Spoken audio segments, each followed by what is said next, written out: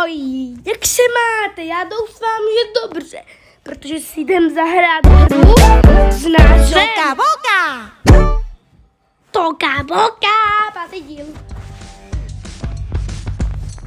Takže, co dál? Ano, jsme tu. Takže, půjdeme do rubo vaření, nebo co to je?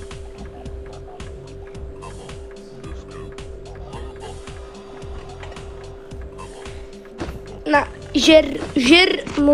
žer, dělej, no papej se, papej, co ty, můžeš se najíst, a pak do prdele, ale se žereš, ne, co ty, jsi smutnej? Dáme ti na pás. Čus. Ať už to nejsi smutnej. Papa. Vyjede z toho.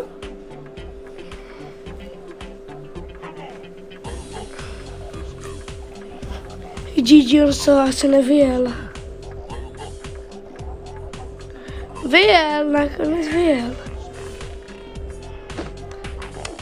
Na druhou stranu pojedeme.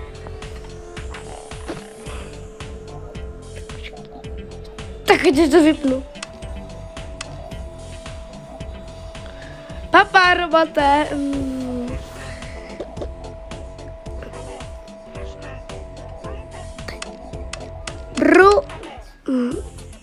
Gigi, robote, jsem seklej. Tak jo. Uj. Jedem. Čus, robotku. Tady taky odjedeme.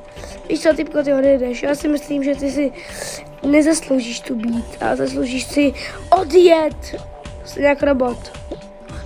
No tak tady ten. Tohle se můžeme dát. Ale teď jde udělat robůtka šťastným, nešťastným, nestranným. Ne. Tak jo, ale jelikož jsme minulý díl získal asi druhý nejúspěšnější, jsou pro zhlédnutí jít zpátky do školy. Já teď prosím, dejte odběr a sdílejte video. Tak jo, 6+7 jsme tu minule měli. My ale tabuli smažem. A taky tu není naše oblíbená postavička. Tak sedni si sem. Takže dobrý den, že další hodina. No, teďka se ale nebudeme věnovat něčemu jen tak. Budeme se věnovat geometrii, takže nachystejte si sešity, tady vám rozdám učebnice a každý se budete učit stejné věci. Ty máš tady učebnici. Já si vezmu tušku. Tady mám pak ještě notebook, ten si vezmeš ty. Ty si vezmeš tuto učebnici, ty tady tuto. Takže máme dvě. Tuto, vem si ho. Ty tohle, ty si vem. Ne, no víš co, notebook ne. Tenhle jsem. Ty se budeš učit tady tohle atomické slidy. Ty jste a delfínku. Ty z tohohle. Ty už máš ty z tohohle holka. A takže řekněte mě obvod tohoto útvaru. Tak jo, kdo dostal učebnici ohledně tady tohohle útvaru? Já. Dobře, můžeš říct. Obvod je 53 centiáků. 53 centiáků. Já hádám, že všichni víte znát tuto funkci. Ne, co milis, je to 1 centimetr. Ne, myslíš, že mám dobře.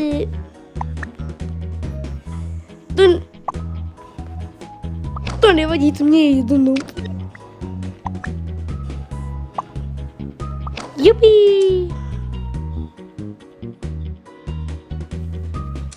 Takže geometrie skončila za 5 sekund. Bereme komu, mašeme. Čeká nás totiž další hodina. Ta hodina bude dějepis. Dnes se bude bavit ohledně řeky Ural. Takže pokud někdo neví PS, zajímavost o této řece, pokud víte, co to je pohoří Ural, je to ruské pohoří, které se táhne které spojuje hranici u Asie a Evropy. A přes tam tu věc vede řeka, která se jmenuje Ural se jmenuje. Takže kdo mě řekne, kdo dostal učebnici ohledně tady téhle řeky Ural a ohledně celého Ruska? Já! Ne, pardon, já mám učebnici o kamenech. Já mám i genetickou blbost, ne, ty jo nemáš už vůbec, ne. Já ji mám na učiteli. Tak jo, řekni mě teda, je Ural nejdelší řeka na světě? Ano, samozřejmě, že ano. Ne, není. Ne! Neboj, máš stejně jedničku. Řeka Ural je, fakt nevím kolikátá na světě, ale tady řeknu třeba tohle. 3. takže máš 3. Ne, dá jedničku, jo. A ohledně Ruska, dostal někdo učebnici? Jo. Já jsem taky původem Rusák, no tak to výborný. No tak co mi řekneš ohledně Ruska, tvá rodná země? Jsou tam 2 velká města, Moskva a Sankt Petersburg. Petersburg byl zapálený asi tak nějak před 2 týdnama a Moskva je ve velkém ohrožení. Od té, ač i Ukrajiny, PS, fandím Ukrajině, mamka tam od toho pochází. Takže říkám, že Rusko je taky největší země, pokrývá až 5% celé planety. Výborné, 1 s 2 dvakrát potržená. Jo. Víte něco o Rusku se někdy vyplatí. Tak dobře. Další. Teďka se budeme bavit ohledně lenochoda. A co? Ano, už vím. Co je lenochod? Já to vím, já jsem hlodavec, já to vím, já jsem zvíře samo o sobě. No to seš, tak mě to řekni. Lenochod je plášť, který se plazí jak debil a následně lidem žere hlavu. Tak si normální. Co meleš? Teď lenochod je jaká, víme, že má pán, takže je to obratlovec. Tak jej nežere lidé mozky a ty jsi tupej, padej. No tak dobře, já to na chodbu budu ze školy.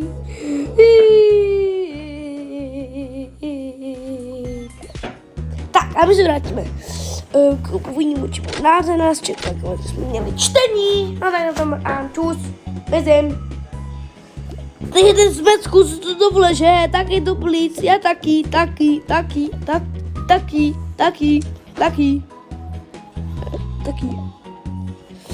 Vy jedni idioti, co si to vůbec dovolujete? Sudávám brýle? Aha, vy idioti, my vás zmlátím.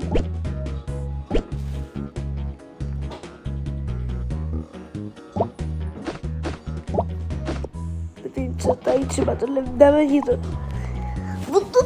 Kdo mě uholil vlasy? Já. Takže teď je hezky pěkně. Jeden, budete zpátky do třídy. Ne. Já nejdu. Čus, nejdi, dám si tu učebnici, dětku. Naschle.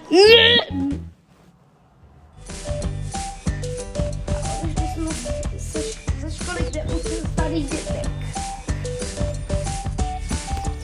Jenomže my dostali poznámku a dudku a my o tom nevíme. A naše máma nás doma tá pěkně sprdla. Najdeme jakoukoliv holku, co sprdá mámce, jakýkoliv ženě.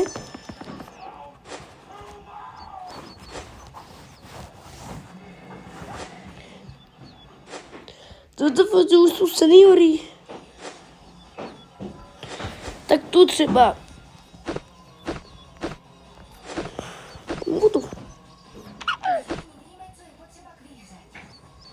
Bábetko.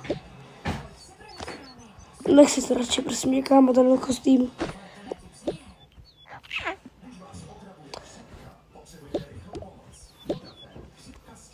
Kde je to bábetko?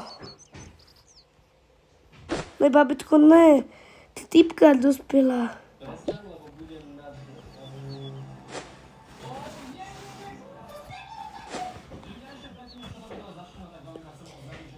No třeba tohle.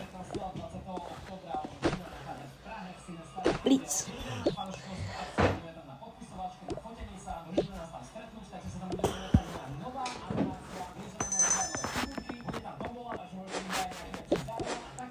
Ahoj, mami, už jsem doma. No zdar, pěkně nechám, protože máš dotku a poznámku. Co toho to, že jsi na tvoje nejméně oblíbený ovoce, dá zeleninu, rajče a dostaneš maskátem přes držku. Tak jo. Bylo to nechutný. Dobře ti tak. Já se pobliju.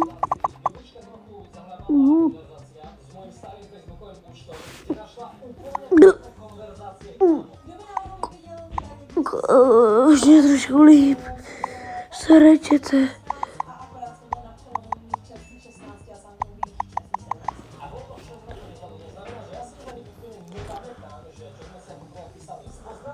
Cože, ty jsi nepoblil? Tak to je dobrý. Ale i tak dostaneš basketbalem tím míčem do hlavy. Ne, prosím, ne.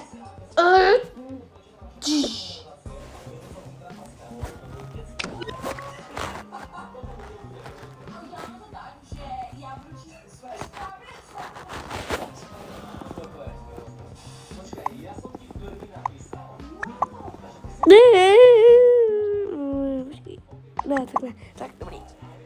Ne, to bolí. Dobře, tak a teď mi to si opakuje. No, tak dobře. Jdu chrapat si. U pár minut později. Hej, už jsem zůru, co zmizím. Ty smutný. To se koupím na oblečení do Tayloru.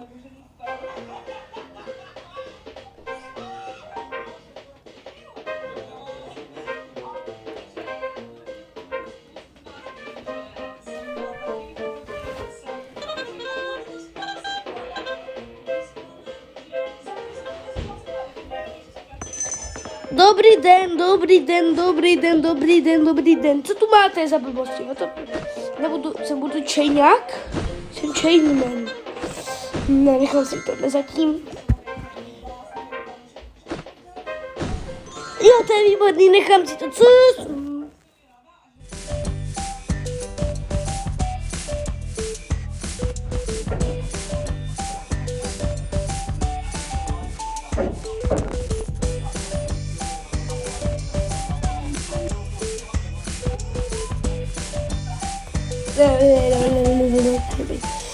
Sluníčko zmizí, bude noc.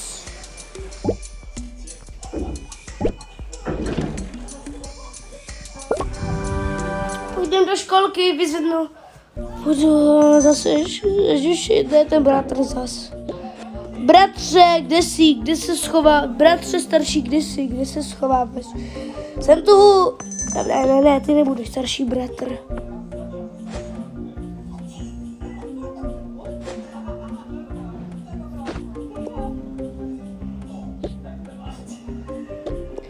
Brácha, kde jsi? Kde jsi, zase chrap? Brácha, kde jsi? Na záchodě, ne, ty zase chrápeš. Tady jsem, co chceš, hraju. Nevyrušovat, říkám. Nebo klidně nezduchnu. Brácha, máme jít domů.